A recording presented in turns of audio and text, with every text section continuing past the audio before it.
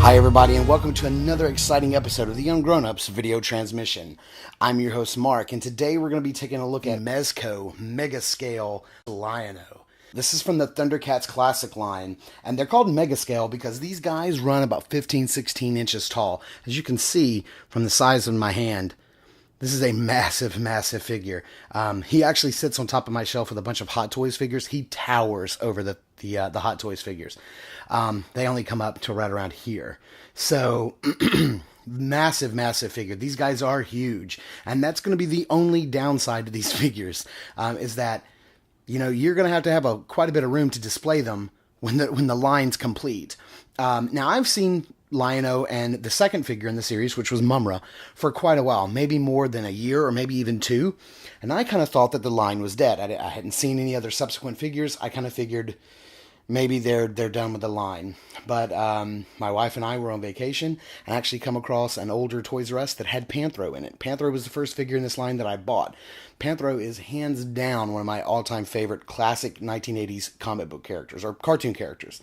And when I picked that figure up, I was like, man, I've got to get Lion-O. Definitely got to get Lion-O. And now I'm really fiending for Mumra, so I think I'm going to go pick him up as well.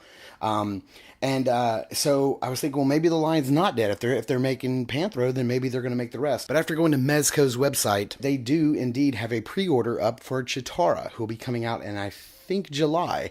So if Chitara is on the block to come out, surely we're going to be getting Tigra. Past that, and I would love a 3-pack with Snarf and maybe Wily Kit, Wily Cat. That'd be kind of cool. But as big as these figures are, I can't go too crazy with them because I really just don't have the room to display them. So I have to keep these collections small because they are quite tall. Lion-O comes with 3 accessories. He comes with a small Sword of Omens that's, unextended.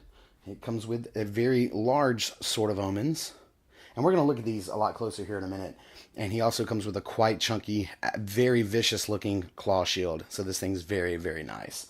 So, the other downside of these figures, if you can call it a downside, is they're very limited in articulation.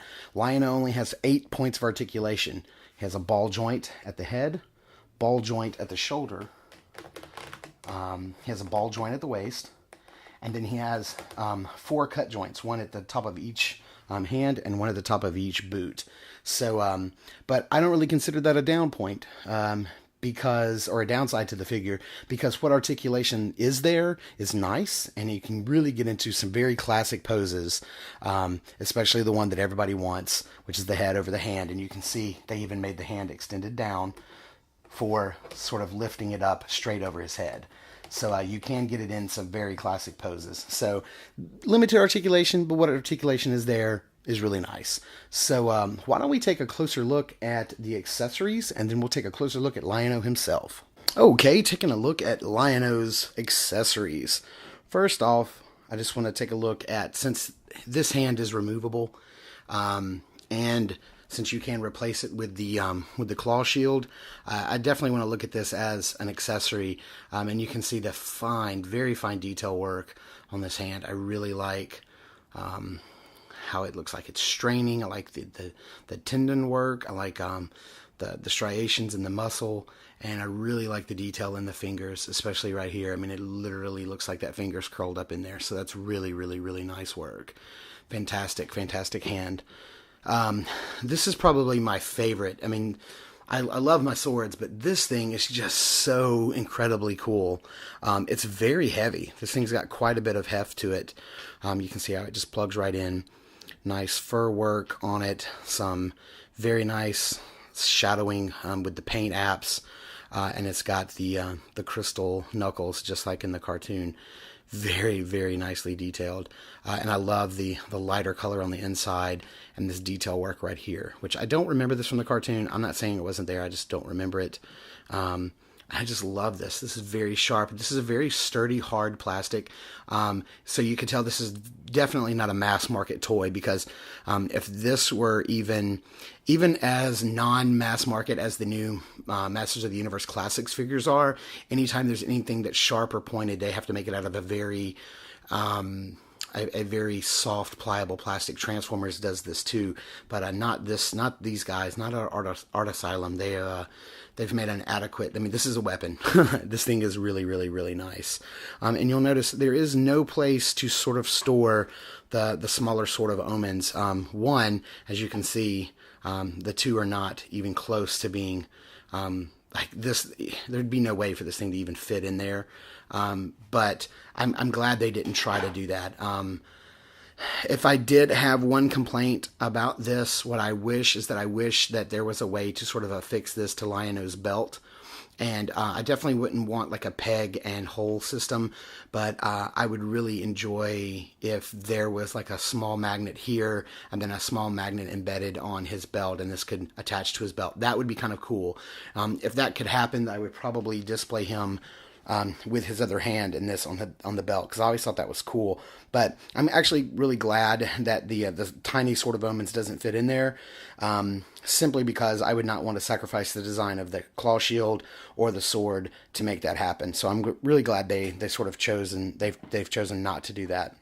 So taking a look at the small Sword of Omens, you can see not a lot of detail in the hilt. Right here, as opposed to all the detail that's in the larger sword. There's some jewels and some detailing around the pommel, and you can see how it's got the downturned hand guard, the eye right there, as you can see, it's slightly open, and then a pretty small sword tip, small blade. And then, looking at the larger sword, the eye is now completely open. You've got the Thundercats logo visible on both sides.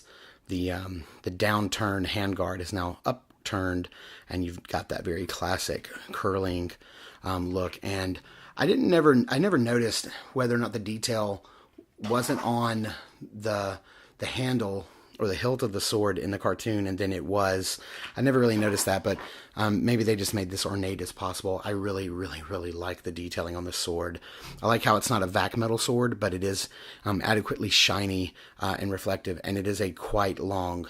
It's quite a long sword, and I really like that. I like companies that are not afraid to give us an overabundance of blade when they give me swords, because I want a sword that looks adequate and huge and hefty and looks like it could do some damage, and this definitely does. So side by side of the two sword handles, hilts, and handguards. Very, very, very nice. All right, so let's take a closer look at Lion-O. Okay, zooming in here on Lion-O, taking a little closer look, you can see really, really nice detail on that belt. A little bit of sloppy paint app here on the side. You wouldn't really expect that from a figure of this scale, so that's kind of disappointing. But some very nice sculpting work. You can see how they sculpted in some fur or hair, and you'll see that all over. Very nice muscle detail work all over. That's one of the best things about these figures, is how well the muscles and everything are well sculpted.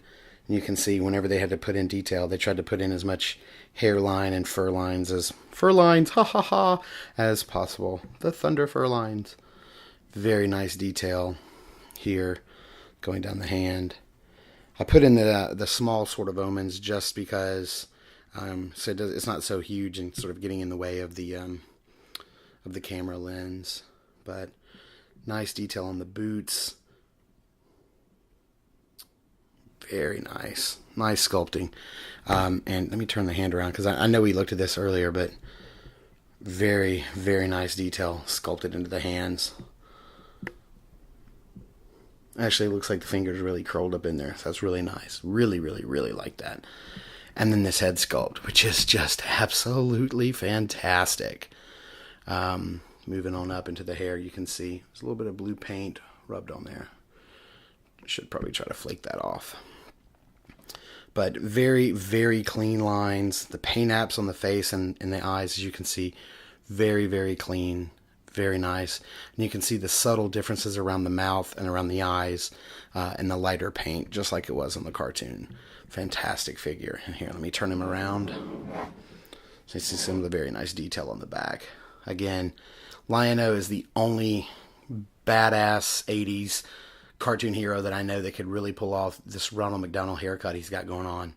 Super, super nice. Look at the back work, man. Just the detail on the muscles on the back. It's just absolutely fantastic. And again, wherever they could build in or sort of tool in the hair. It just looks awesome.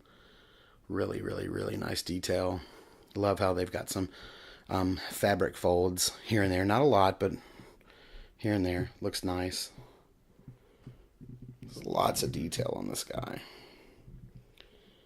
And again, there's some more sloppy paintwork. Not good. But they sort of, the complaints sort of pale in comparison to this fantastic head sculpt. Such a nice figure. Okay, now that we've had a chance to look at some of the accessories, really what I wanted to do is I wanted to show you how they kind of work with this guy. So first and foremost, let's get the claw shield on, and you'll notice, and this is kind of hard, it's not really hard to get the hand off, it's kind of hard to get the claw shield off. So we're going to take his fist off, and we're just going to plug the claw shield right in there. This is actually how he stays on my shelf. I love this claw shield. And I love that it's not bright orange, sort of like the old original toys were. Nice detailing as we saw earlier. Really, really love this claw shield. Really, really nice. And I don't go for the small sword. No, sir. We're going to go for the large Sword of Omens. We're going to get that in there. And so, nice articulation here. You know, you can have Lion-O sort of pointing the sword directly at you. Very nice pose. Sort of having him turn it to the side. Again, fantastic pose. But of course, what everybody wants is that classic, you know, looking up at the sword. Got his back arched out, looking up, claw shield out. I mean, there's your classic Lion-O right there. Just looks fantastic. Absolutely awesome. I'm not gonna pull the old turntable out and get a 360 of this guy, but he just looks fantastic. Looks so good. Like I said, you know, the articulation is limited, but when you can get him in pretty much the most classic pose you can possibly think of, there's really, I'm not really feeling like I need more articulation.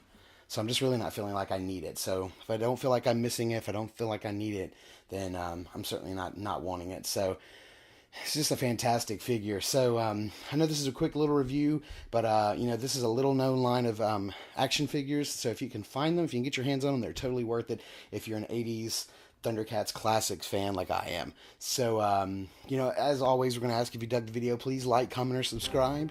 And be sure to check out our Facebook page, which is at facebook.com/Ungrownups. And definitely check out our podcast, which is new every 2 weeks over at Ungrownups.com, or you can download it right at iTunes. So, until next time, peace.